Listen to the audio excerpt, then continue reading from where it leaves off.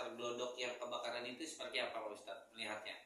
Bismillahirrahmanirrahim. Tentunya berita yang saat ini kita lihat di media sosial, berita-berita dari para korban yang meninggal, sempat teriak-teriak dan minta tolong bantuan untuk menolongnya. Namun lagi takdir kematian itu, siapapun pasti akan menimpa pada siapapun.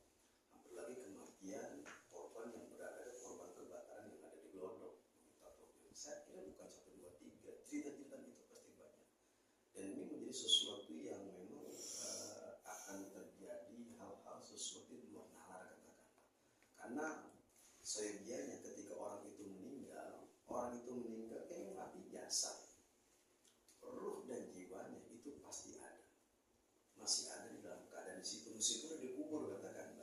Teriak-teriakan itu yang kita lihat, kita saksikan itu sangat terenyuh di hati kita. Ada rasa gimana ya, melihat orang bagaimana posisi kita, posisi dia gitu, minta tolong, teriak-teriak, tapi nggak ada yang menolongnya, api berkobar kencang, melahap dirinya dan nggak sempat untuk ditolong. Nah, artinya kematian itu pun pasti tiba-tiba akan menghampiri kita. Apakah itu bisa dibilang jin atau setan atau arwah korban yang teriak itu seperti apa Pak Ustadz? Kulir ruh katakanlah, yas'alunaka 'anir ruh, kulir anfal itu di situ disebutkan yas'alunaka 'anir ruh. Artinya katakanlah ya Muhammad, kalau mereka bertentang tentang ruh itu urusan Allah. Min amri rabbi, ruh itu urusan aku kata Allah Subhanahu wa taala. Kalau gentayangan mah kagak kayaknya, tetapi jiwanya mungkin. Artinya ketika mereka teriak-teriak, siapa yang memang yang bisa menyerupai itu bangsa jin. Nah, menjadi hal mistis. Nah, ini dikembangkan atau digoreng. Dan ini tidak dipungkiri, hal berita ini pasti ada. Ya, jin-jin ini memanfaatkan sikon yang seperti ini, memanfaatkan dalam arti kata ketika kematian anak Adam, maka menjadi mistis bangsa jin ini menyerupai daripada teriak-teriakan itu pula. Karena bagaimanapun kejadian yang dialami oleh korban sebelum rebut kematian nyawanya itu sempat teriak-teriak. Dan orang yang menginginkan syahid selama dia tidak melakukan kemaksiatan dalam kepergiannya, dalam pergaulan lingkungannya. Nah, orang yang mati seperti ini ketika dia keluar rumah mencari nafkah untuk ibunya, anaknya, istrinya, itu mati syahid. Mati mulia di hadapan Allah. Selama pergaulan lingkungan tempatnya tidak maksiat, insya Allah. Ketika ada korban yang meninggal dunia itu Pak Ustadz, arwahnya itu seperti apa sih Pak Ustadz? Apakah langsung? Ya, ini kan belum temukan ya. Artinya ruhnya ini, jiwanya yang belum tenang. Kalau ruh ini udah kembali kepada Allah, karena terlepas dari jasadnya hancur, dimakan api, menjadi debu dan sebagainya.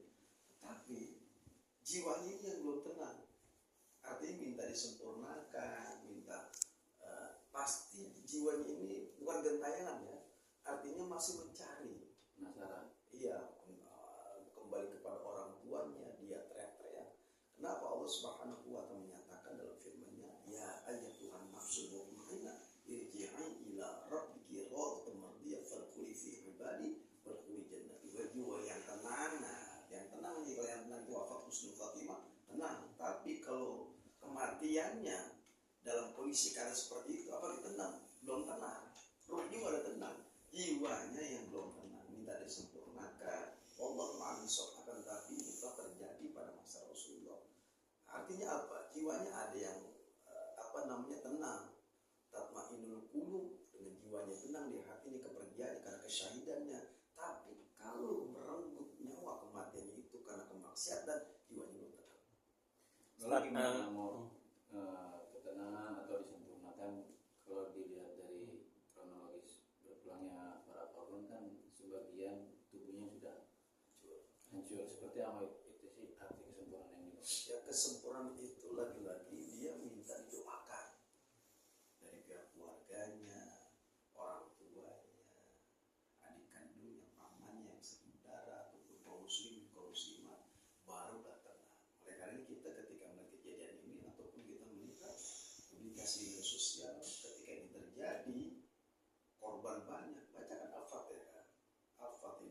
khususan jamak tuh menjamin muslimin wal muslimat wal mu'minin senang dibaca, didoakan, jangan ditonton doang, jangan dijadikan itu selfie dan sebagainya. Enggak. Orang Indonesia kan seperti ini, yang ada doain, karena mereka itu butuh ketenangan jiwanya agar kembali kepada Allah dengan penuh ketenangan. Sempurnakan dengan apa? Dengan doa.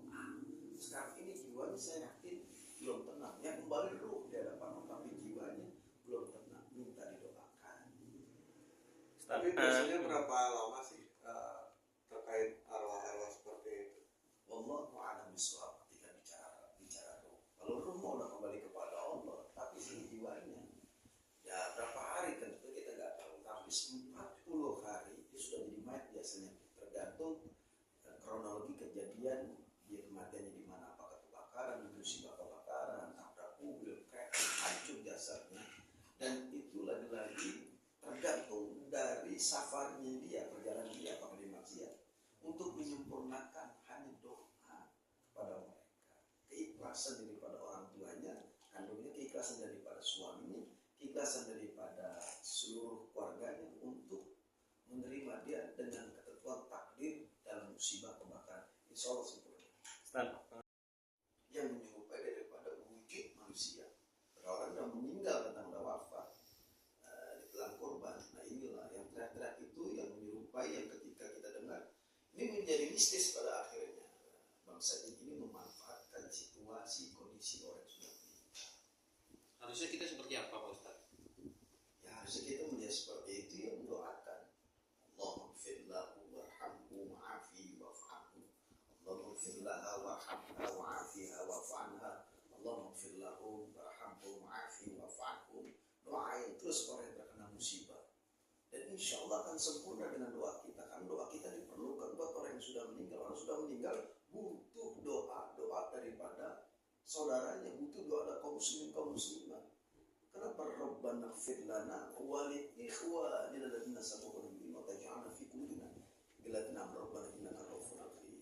Artinya kesempurnaan jiwa dan jiwanya, maka bacakan Al-Fatihah. Kita melihat seperti ini, jangan hanya melihat bengong, heboh, kaget, secepatnya spontan. Kalau kita punya iman, lalu doakan orang sudah yang meninggal dan musibah kebakaran, insya Allah dengan doa kita panjatkan, dengan wasilah doa yang kita hadiahkan kepada mereka, insya Allah mereka wafat husnul khatimah. Itulah doa yang harus hendaknya kita berikan, kita hadiahkan kepada orang yang telah meninggal, yang memang terkena musibah kebakaran di Glodok. Ustaz, banyak netizen yang mungkin kontra dengan kebakaran kemarin, bahwa mereka menganggap itu karma karena pergi ke tempat hiburan seperti itu. Banyak yang bilang itu karma lah itu. Kalau karma itu kita kembalikan kepada orang yang masing-masing sudah meninggal. Kita nggak boleh menjustifikasi orang itu dan sebagainya. Memang tempat itu, mohon maaf ya batin, katanya ada tempat maksiat, ada semacam merayakan ulang tahun dengan minuman keras, koma dan sebagainya, tempat klub diskotik dan sebagainya, tempat wadah di mana wadah itu tempat maksiat.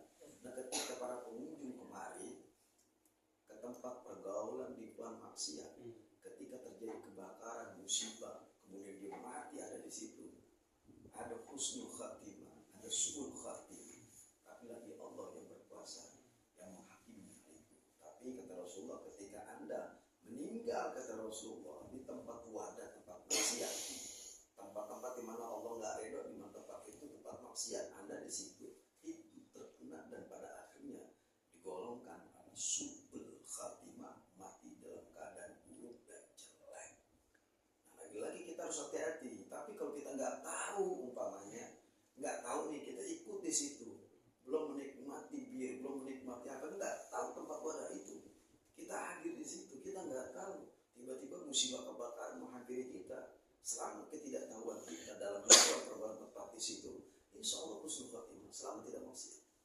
Dan memang tempat itu terkenal tempat yang memang katakanlah dengan apa, tempat yang memang mohon maaf ya, katanya tempat ada maksiat di situ. Makanya kita biasa, mana-mana kita lihat tempat yang bagus. Ya selama iman adalah kebencian. Iman kita benci tempat maksiat, tempat yang memang enggak kita senangi. Selama iman kita nggak mau ke situ. Kematian bisa